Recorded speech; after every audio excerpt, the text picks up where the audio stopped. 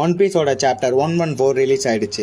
சாப்டர்ல பெரிய சம்பவமே பண்ணியிருக்காங்க. அது என்னன்னு தெரிஞ்சுக்க வீடியோவை ஃபுல்லா பாருங்க. இதுக்கு முன்னாடி வந்த சாப்டரோட ரிவ்யூ பார்க்காதவங்க அதை பார்த்துட்டு இதை கண்டினியூ பண்றது நல்லது. ஏன்னா அப்பதான் சாப்டர்ல உங்களுக்கு என்ன நடக்குதுன்றது புரியும். சரி வாங்க வீடியோ உள்ள போலாம். சாப்டரோட ஃபர்ஸ்ட் பேனலே நாமி கிட்ட இருந்து தான் ஸ்டார்ட் ஆகுது. நாமி அந்த பெரிய ஃபிளையிங் ரோட்ல ரோடோ கூட திரும்ப அந்த பார்ட்டி நடக்கிற இடத்துக்கு வந்துட்டு இருப்பா. நாமி அந்த கேசலுக்கு நான் வந்ததே வேஸ்ட், நான் அங்க கோல்டு டைமண்ட்லாம் இருக்கும்னு நினைச்சுதான் வந்தேன், ஆனா அங்க எதுவுமே கிடைக்கல, லோக்கி பத்திலாம் எனக்கு கவலையே இல்லைன்னு சொல்லி கத்திட்டு இருக்குவா. இதெல்லாம் கேட்ட ரோடோ அமைதியா இருக்க சொல்லுவா. ஏன்னா அந்த அடிப்பட்ட 2 காட்ஸையும் அந்த ஷிப்ல தான் கூட்டிட்டு வந்துட்டு இருப்பாங்க. நாமி கத்திட்டு இருக்கிறத கேட்ட காட்ஸ்ல ஒருத்தர் என்னது டைமண்ட் லோக்கியான்னு கேட்பாரு. அதுக்கு ரோடோ அதெல்லாம் ஒண்ணு இல்ல, நீங்க ரெஸ்ட் எடுங்கன்னு சொல்லுவாரு. அடுத்த பேனல் நம்ம பிராங்கி அண்ட் ரிப்ளே கிட்ட வருது. பிராங்கி ரிப்ளேயும் ஆடம் ட்ரீய சுத்தி பார்த்துட்டு இருக்காங்க. நம்ம பிராங்கி ஆடம் ட்ரீய பார்த்து வியக்கிறான். ரிப்ளேயும் நாங்க பேசிக்கலி இந்த ட்ரீல தான் வாழ்ந்துட்டு இருக்கோம், ஒரு பிரான்ச்சஸ்லயும் ஒரு வில்லேஜ் இருக்குன்னு நம்ம பிராங்கி கிட்ட சொல்லிட்டு இருக்கா. அதாவது each one has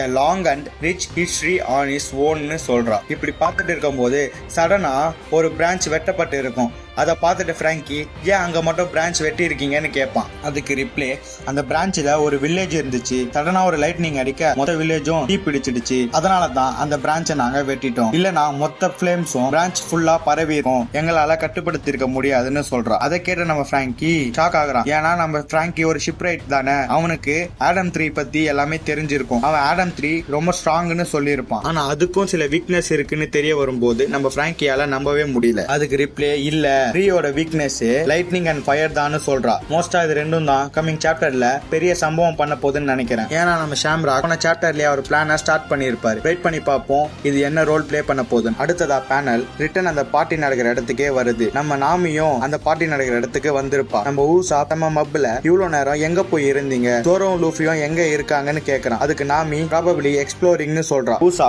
மப்ல ஜெரால் கிட்ட போய் இதான் எங்க ஜீனியஸ் நேவிகேட்டர் நாமின்னு சொல்றான். Hey old man, she is your டைப்னு கேக்குறான். அதுக்கு ஜெரால் எனக்கு ஓல்டர் உமன்ஸ் தான் பிடிக்கும்னு சொல்றான். இதை கேட்டு டென்ஷன் ஆன ஊசா நம்ம ஜெராலோட தலையில இருக்க ஸ்வாட ஒரு அடி அடிச்சு இந்த உலகத்திலேயே ரொம்ப வயசான ஆள் நீதான், உன்னை விடவும் வயசான பொண்ணு யாரும் இந்த உலகத்துல இருக்க மாட்டாங்கன்னு சொல்லி ஒரு அடி அடிக்கிறான். அந்த அடி நம்ம ஜெராலுக்கு சின்ன வலியை கொடுக்குதுன்னே சொல்லலாம். அதை பார்த்த அங்க இருந்த நம்ம ஜெயின்ஸ் எல்லாரும் நம்ம டென்ஷன் ஆகிடுவாங்க. அவங்க எல்லாரும் அவன் ரொம்ப குடிச்சிருக்கான், அந்த ஸ்வாட்ஸ் மேல கை வைக்காத, நீ அவர் ஹட் பண்ணிட்டேன்னு சொல்லி கத்துவாங்க. அதுக்கு நாமி இந்த இடத்துக்கு வரணும்ன்றது ஊசாப்போட ட்ரீம், அவன் ரொம்ப எக்ஸைட்டடா இருக்கான்னு சொல்றா. அப்போ ஜிம்பேவும் நாமி கூட இருப்பாரு. இப்படியே போக அடுத்த பேனல்ல நம்ம சாஞ்சிய காட்டுறாங்க. நம்ம சாஞ்சி கிரெட் எங்க போனான்னு தேடிட்டு இருக்கான். நம்ம கிரெட்ட ராடோ அந்த 2 காட்ஸுக்கு ஃபர்ஸ்ட் எய்ட் பண்ண கூட்டிட்டு போயிருப்பாரு. அந்த 2 காட்ஸை பார்த்த கிரெட் இவங்களுக்கு என்ன ஆயிடுச்சு, யார் இவங்களை இப்படி பண்ணான்னு கேட்பா. அதுக்கு ராடோ தெரியல, நாங்க ஒரு ரிசர்ச்காக போயிருந்தேன், அப்போ இவங்க அடிபட்டு இருந்தாங்க, நாங்க இங்க கூட்டிட்டு வந்தோம்னு தான் சொல்லுவான். அவன் வாய் அதை சொன்னாலும் முகம் வேற ரியாக்ஷனை காட்டும். நம்ம கிரெட் அதை கண்டுபிடிச்சிருவா. இவன் ஏதோ ஒன்ன மறைக்கிறான் அப்படின்னு சொல்லி மறுபடியும் அவங்க கிட்ட கேட்பான், உண்மையை சொல்லு என்ன ஆச்சுன்னு. ஏன்னா நம்ம கிரெட் கேள்வி கேட்கும் போது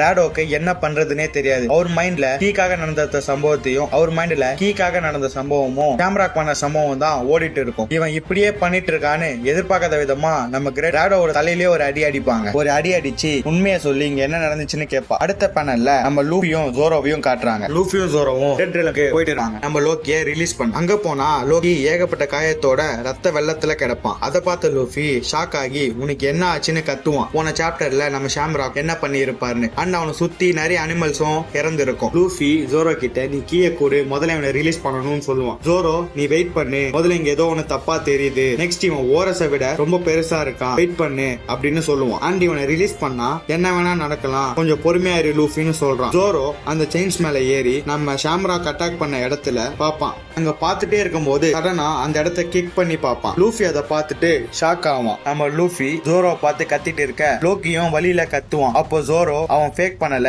உண்மையாவே யாரோ இவன் அட்டாக் பண்ணி இருக்காங்கன்னு சொல்லுவான். கீயை எடுத்துட்டு அதை ஓபன் பண்ண போவான். ஜோரோ நம்ம லோக்கியோட ஹேண்ட் கஃபை மட்டும் தான் ரிலீஸ் பண்ணி இருப்பான், லெக்க லாக் பண்ணி தான் வச்சிருப்பாங்க. லூஃபி லோக்கிக்கு உடனே ட்ரீட்மெண்ட் பண்ணணும், நான் போய் சாப்பரை கூட்டிட்டு வரேன்னு சொல்லுவான். ஜோரோ இல்ல, சாப்பர் லைப்ரரி வரைக்கும் போயிருக்கான், அது இங்க இருந்து ரொம்ப தூரத்துல இருக்கு, நம்ம ஏன் பார்ட்டி பண்ண இடத்துல இருந்த டாக்டரை கூப்பிட்டு வரக்கூடாதுன்னு சொல்லுவான். ஆனா நம்ம லோக்கியை தான் ட்ரீட் பண்ண கூட்டிட்டு வரோம்னு தெரிஞ்சா பெரிய பிரச்சனையே நடக்கும், அவங்க நம்மள பேனிஷ் கூட பண்ணலாம்னு சொல்லுவான். ஆனா லூஃபி அவங்க பேனிஷ் பண்ணாலும் பரவாயில்ல, நான் டாக்டரை கூட்டிட்டு வரதான் போறேன்னு சொல்லுவான். அண்ட் நெக்ஸ்ட் மிக்ட ஸ்டாக் அப் பண்ணணும்னு சொல்லுவான். அதுக்கு ஜோரோ இங்க தான் நிறைய அனிமல்ஸ் இருக்கு, இவங்க மீட்டை நம்ம எடுத்து யூஸ் பண்ணிக்கலாம்னு சொல்லுவான். லூஃபி இல்ல இவங்க என்னோட ஃப்ரெண்ட்ஸ், இவங்களை நான் சாப்பிட மாட்டேன்னு சொல்லுவான். சரின்னு லூஃபி நான் டாக்டரை கூட்டிட்டு வர போறேன்னு போவான். அப்போ சடனா நம்ம செயின் பைரேட்ஸ் என்ட்ரி கொடுப்பாங்க. அவங்க அந்த ஃபிளையிங் கப்பல்ல வந்துட்டு இருப்பாங்க. ஆனா டெட் ரெலம்ல அந்த ஃபிளையிங் கப்பல் யூஸ் ஆகாது. சடனா இவங்க கிராஷ் ஆயிடுவாங்க. எல்லாரும் உயிர் பயத்துல கத்திட்டு வரும்போது நம்ம லூஃபி சடனா கங்கம் பலூனா மாதிரி அந்த ஷிப்பை அவன் மேல மோத விட்டு அவங்க எல்லாரையும் காப்பாத்தி இருப்பான். அவங்க எல்லாரும் நீ லோக்கிய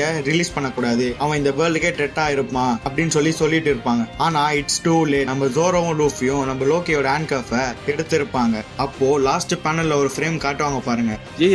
இங்க ஃப்ரேம் பாருங்க ஜி, அது பியூர் கூஸ் பம்ஸா இருக்கும். நம்ம லோக்கி ஒரு ஈவில் ஸ்மைலோட எழுந்து நின்னு இருப்பான். லோக்கி திடீர்னு அவன் பக்கத்துல இருக்க வெப்பனை கைய வச்சு எடுப்பான். அப்ப அங்க இருக்க எல்லாரும் ஷாக் ஆவாங்க, இவன் என்ன இப்படி பண்றான்னு. லோக்கியோட ஈவில் ஸ்மைல்ல இந்த சாப்டரோட லாஸ்ட் பேனல் முடியுது. வெயிட் பண்ணி பார்ப்போம் அடுத்த சாப்டர்ல என்ன சம்பவம் பண்ண இருக்காங்கன்னு. ஏன்னா நம்ம லோக்கி ஃபைனலா அவர் ஹேண்ட்கஃபை ரிலீஸ் பண்ணி இருக்காரு. நெக்ஸ்ட் தடையா இருக்கிறது அவரோட கால்ல கட்டி இருக்க கஃப் மட்டும் தான். அதை அவரோட வெப்பனை வச்சு உடைக்கவும் செய்யலாம். என்ன பண்ண போறாங்கன்னு தெரியல. வெயிட் பண்ணி பார்ப்போம். அடுத்த சாப்டர்ல நான் உங்களை பாக்குறேன். நான் உங்க சினி சென்பாய்.